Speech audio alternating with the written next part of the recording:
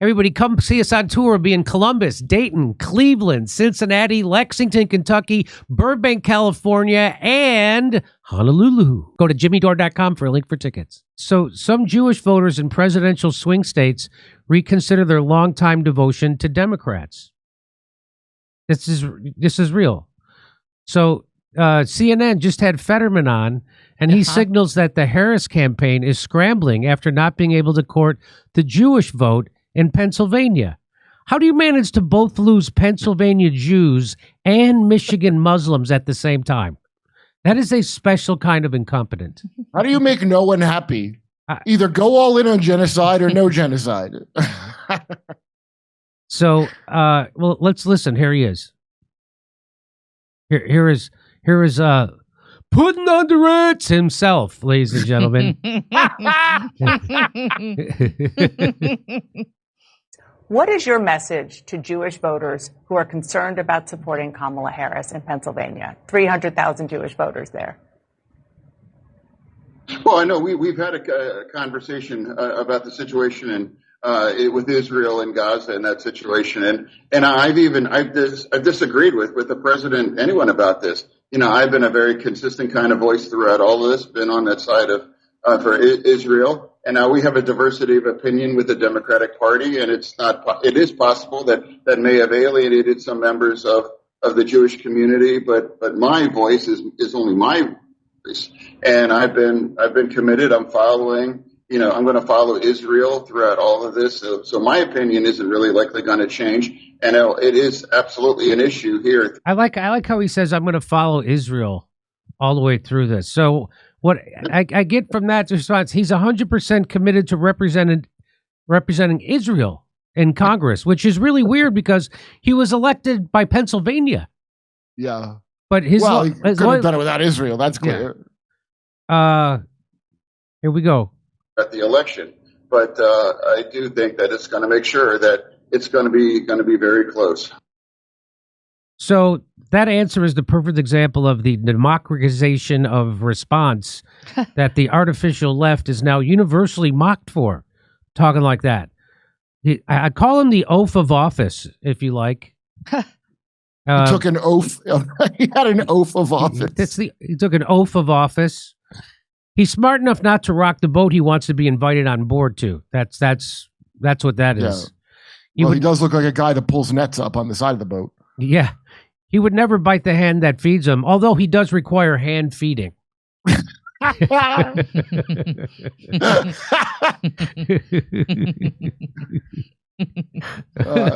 When he says, I'm going to follow Israel, what does that mean? He's going to follow Israel on this. What is that? Is he explicitly saying that no matter what Israel does, he'll support them? Because that's kind of scary. That is what he's saying. Well, it sounds like he's saying, look, I don't care who votes for who, I'll follow Israel. Whatever's happening with the voters has no bearing on his position. That's right. That's right. That's what he's saying. No matter what's happening with the voters. Hey, I'm cool. Me and Israel are cool, right? Israel? I'm all about Israel. AIPAC, don't run me out of the, the squad got broken up. I know I would know where my bread is buttered, and it's Israel. And even if I lose my next election, Israel's going to take care of me. So I don't understand how you could be so incompetent as to lose the Jews in Pennsylvania and the Muslims in Michigan. Trump is getting both of them? Are you joking? He's getting the Muslims and the Jews. All the Muslim mayors in Michigan endorsed Trump. I didn't cover that story, but I'm pretty sure I saw that headline. Oh, inshallah. And so, it's not, and I don't think it's that those people are such big fans of Donald Trump, but they know, and which is what Shama Sawant has said, that you have to, and ironically, that Peter Douche guy who used to work for the Clinton Foundation, he also made this argument that you have to punish the Democrats for funding a genocide. You have to, at some point, you have to punish them. And you can't keep voting for, look at what the lesser of two voting for the lesser of two evils has gotten us. It's gotten to us where people proudly say they're going to support a person funding a literal genocide, a slaughter of women and children.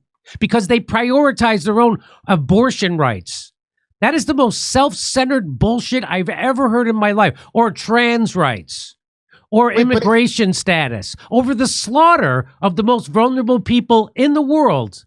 That is called self-centered garbage. Your lesser of two evil voting has now gotten you to the point where you're literally supporting a genocide. The slaughter of women and children en masse. That's why I stopped doing that. Last time I did that was 2012. I voted for Barack Obama. I thought he was the lesser of two evil with Mitt Romney. I was wrong.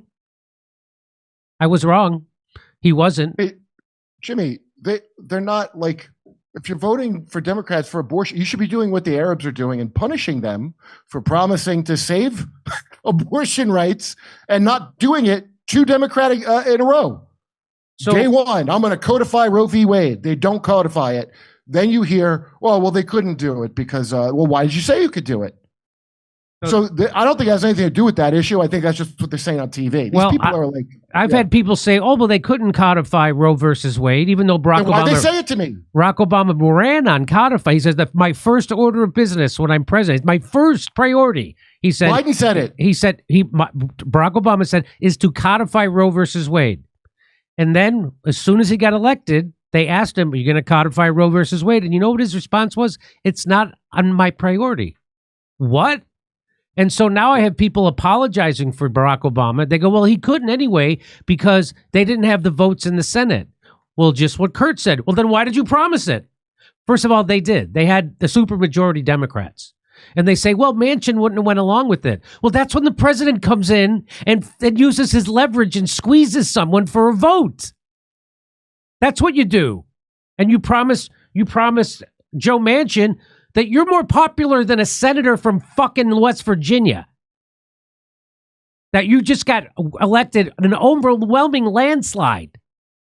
And you're going to make his life hell from now until kingdom come if he doesn't vote to codify. So that's not apparently Joe Manchin's more powerful than the president of the United States. That's been the lie all along. And people who I know and respect repeat that lie. Oh, well, they can't because of Manchin. Yeah, that's not how it works.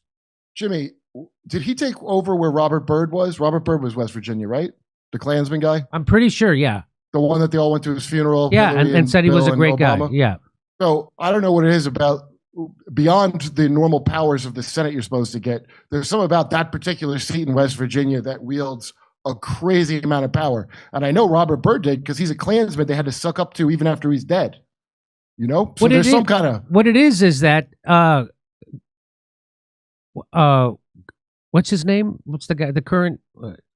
Manchin? Manchin is the biggest corporate whore the Democrats have. It used to be Joe Biden, but then it was Manchin. And I mean, he's right up there. So what he has is the power of the donor class behind him. So that's why Manchin has that power. So literal Satan. Yeah.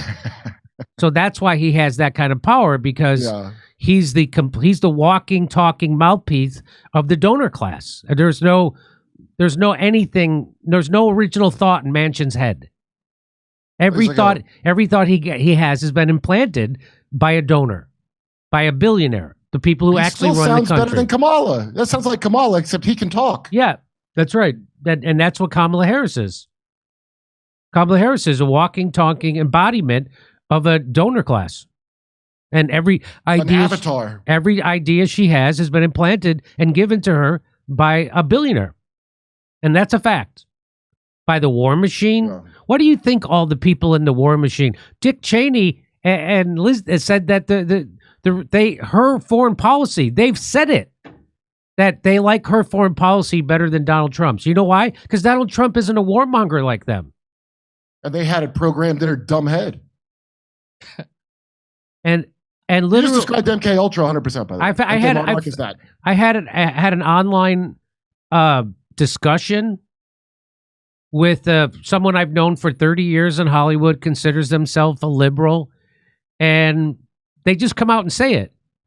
And I said, at some point, I have to admire your courage for just coming out and saying that you prioritize abortion rights and immigration status of migrants above the slaughter of innocent women and children. I go, not most Harris people aren't that clear when they say that. But you are. That's just amazing. That's called morally indefensible. That's called self-centered into the nth degree. You say Trump is a narcissist? What the hell do you call that? How come it's all these people way past childbearing age worrying about the states being in charge of their own laws and about abortion? By the way, they didn't end abortion. Trump didn't do anything about it. Right. And by the way, Ruth Bader Ginsburg was favored Trump's policy. That's another thing they don't tell you on the news. Ruth Bader Ginsburg was for sending the abortion issue, Roe v. Wade, back to the states, just like Donald Trump. People don't know that. And if you tell them that, they won't, but these are the same people. California is not in any danger of losing abortion. Right. What the hell are you talking about? These are the same people who still tell you that they thank God for the COVID vaccine. Those are the same. In the same conversation, that was also said to me.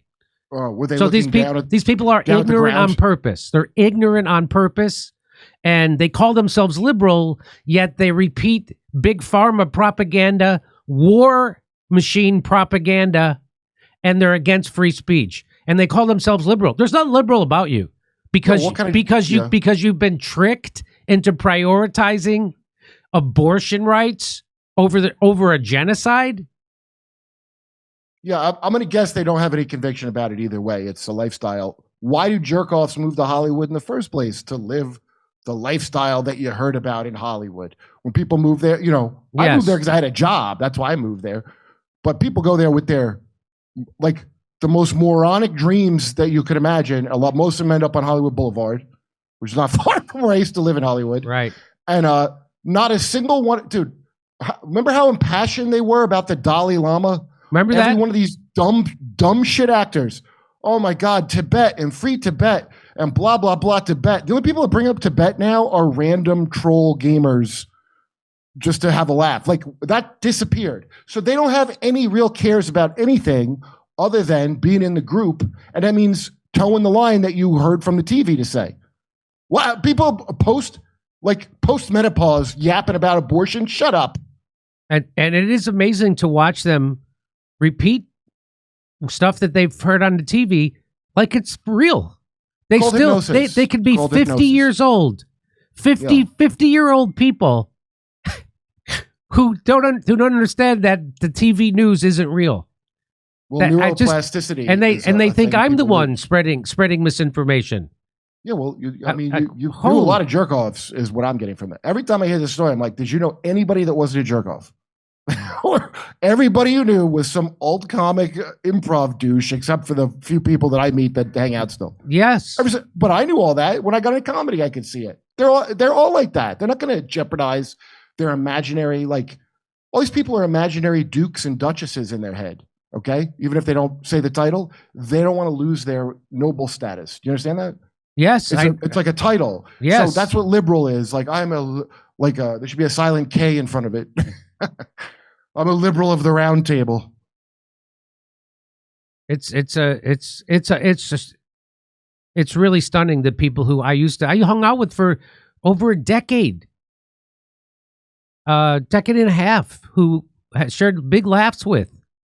Yeah, almost like they're in a trance because that's a thing that's been going on for many, many years. It's like they're in the TV is doing something to them, isn't it?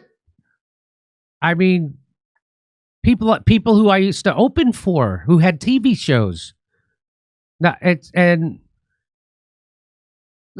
like I say about Jim Gaffigan, who did a great job at the L. Smith. That was, he was going against his brand, so I give him a tip of the hat. But and I'm a super big fan of Jim Gaffigan's comedy. He's a great comedian, and he would never be political like most people in their comedy because they want to attract, they don't want to split their audience, they don't want to turn off half the country, until it came to Trump. And he's like, well, I've got to say something now. And I'm like, no, the time to say something was when Barack Obama was governing like Ronald Reagan. And how do I know that? Because that's what Barack Obama said. He said, my policies would be considered moderate Republican like Ronald Reagan in the 1980s, if it was the 1980s. Well, Ronald Reagan sucked ass. Maybe if you actually governed like a progressive lefty and you gave people actual health care instead of a right-wing giveaway to the big pharma and the insurance companies, maybe if you didn't kick 5.1 million families out of their homes while you made sure the bankers got their bonuses, maybe if you sided with the people at Occupy Wall Street instead of Wall Street, maybe if you didn't take us from 2 wars to 7, maybe if you didn't drop more bombs than George Bush, maybe people wouldn't have a reason to vote for Donald Trump. Maybe if you weren't trying to pass the international version of NAFTA while Hillary Clinton was running for president, which is what he was doing, trying to pass that's getting us close to our one world government, Jimmy, to have the free trade, our new world order that they've talked about over and over throughout the years, which when someone would bring it up, I would go, shut up. What is that new world order? They were saying it all the time. And so they on TV. Yeah. They think that all of a sudden Trump discovered all these racists in America. Trump, by the way, who did the step back, which let black people out of prison. Joe Biden, who did this crime bill, which put all the black people in prison. Isn't it ironic how twisted they can get it? So instead of trying to figure out, hey, why did people who voted for Bernie Sanders then turn around and vote for Donald Trump? Why did working class people? Well, maybe it was because the Democratic Party said that we don't care if we lose blue collar workers because we're not even trying to appeal to them. It never. So that's what my message to Jim Gaffigan is why don't you take one more step and look into why those people were willing to vote for Donald Trump, including black people in Milwaukee, in Wisconsin, who wouldn't vote for Hillary Clinton. Why not figure that out? Why wouldn't they? Because a lot of white supremacists are black now, sad to say. Yeah. That's how corrosive Trump's effect has been, coupled with Tucker Carlson, the most corrosive other element of society. Hey, I believe in having a substantial percentage of my financial future secured with gold and silver. That's why I decided to partner with our sponsor, Colonial Metals Group. They helped me set up a safe and secure self-directed IRA where I have access to my assets no matter what the stock market or, for that matter, what the government is doing. Let the team of experts at Colonial Metals Group help you protect your family's future. We put together a special offer for our audience. Click on the link in the description below or call the special 888 number, and you can receive up to $7,500 in free silver on a qualified purchase. Everybody, come see us on tour. We'll be in Columbus, Dayton, Cleveland, Cincinnati, Lexington, Kentucky, Burbank, California, and Honolulu. Go to jimmydore.com for a link for tickets.